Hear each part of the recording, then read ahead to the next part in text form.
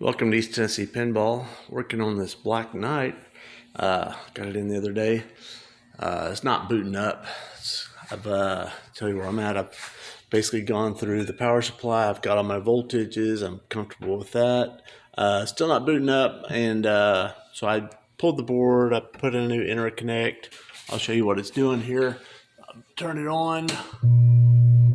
It's just locking on with a solid zero. That zero should come on and immediately go out. Those two lights should flash once and immediately extinguish. They're not. So I'm going to pull the MPU, check there's several chips that are socketed, probably the original sockets, and maybe check the Eproms also, and see where we're at.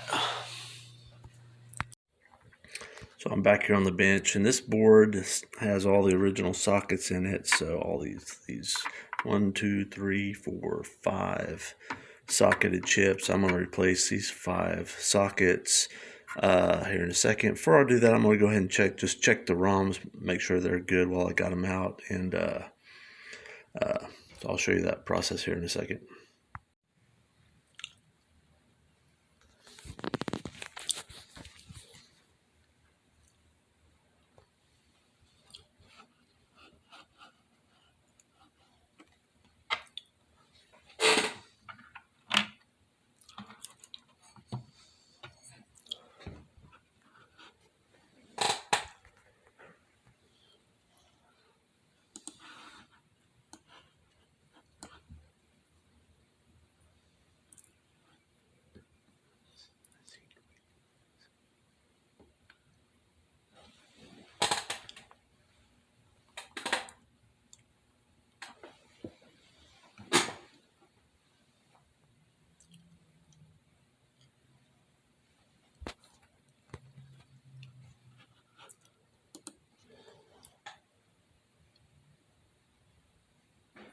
Checked all the EPROMs. They all checked out good, so that's not an issue.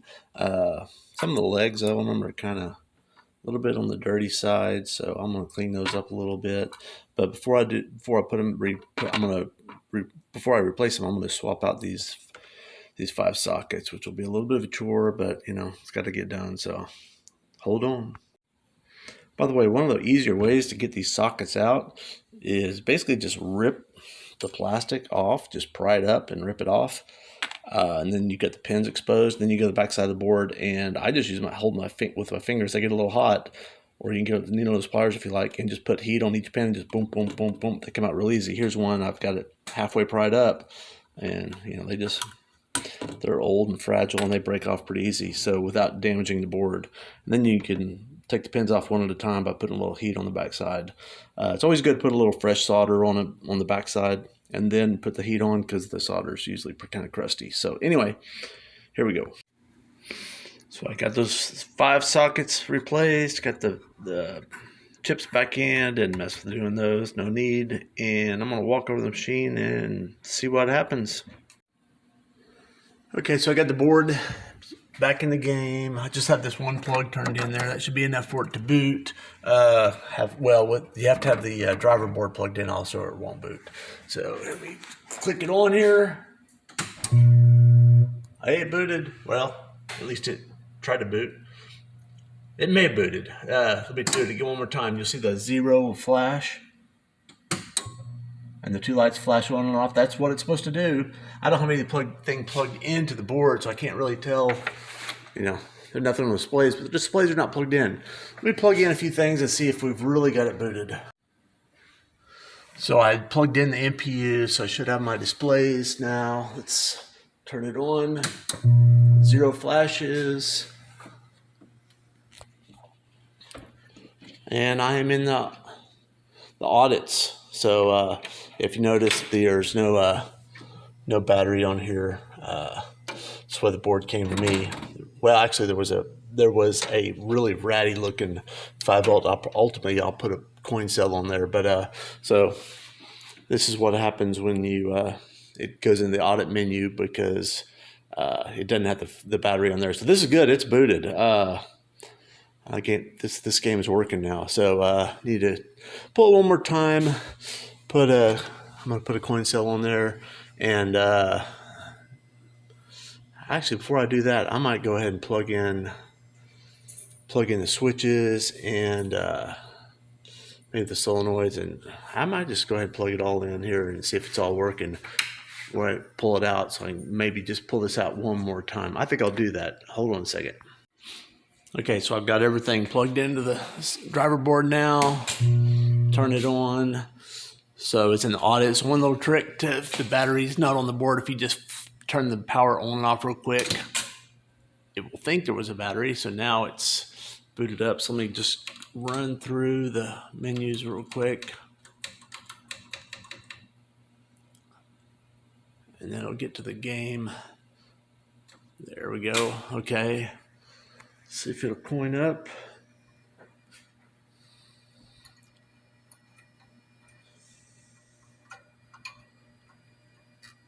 It is coining up. I'm pressing the coin switch here.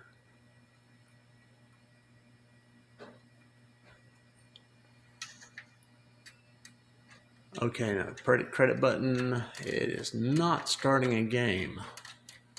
Who knows what's wrong with that? Could be the switch matrix on the driver board. It could be the wiring harness. I don't know. I don't know if this solenoid driver board is fully functional.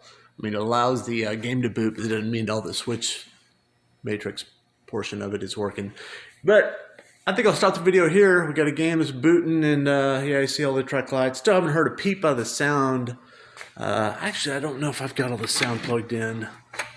It looks like I do have the sound all plugged in, so that's a little disconcerting. But anyway, so another problem probably. Haven't gone through the soundboard at all yet, so that's another task. But this video is getting long, so I'll stop it here. Got the game at least booted up. Something's wrong with the credit switch or something. Something's keeping it from booting, I'm not sure. Anyway, talk to y'all later. Bye. Denim before I call it for the day. I was out taking the dogs out for the morning constitution and had a little conversation with them, and Django informed me this game needs 3 balls to boot. So I just put 3 balls in there. Turn it on. I'll get a power cycle here real quick. There we go.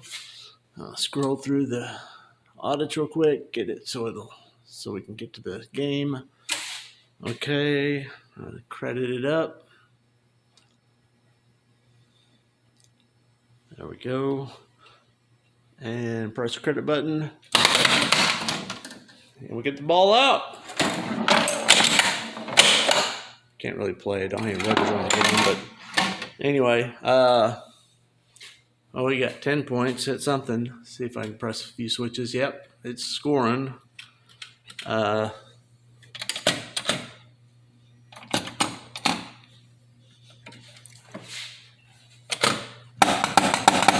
of the solenoids are working. Probably you're not registering all the way down. Anyway, pretty sad. Pretty sad looking game right now, but it's booting and it's playing. I have to go through all this crap, so it's going to be a long process. Still no sound, but we'll get there. Adios.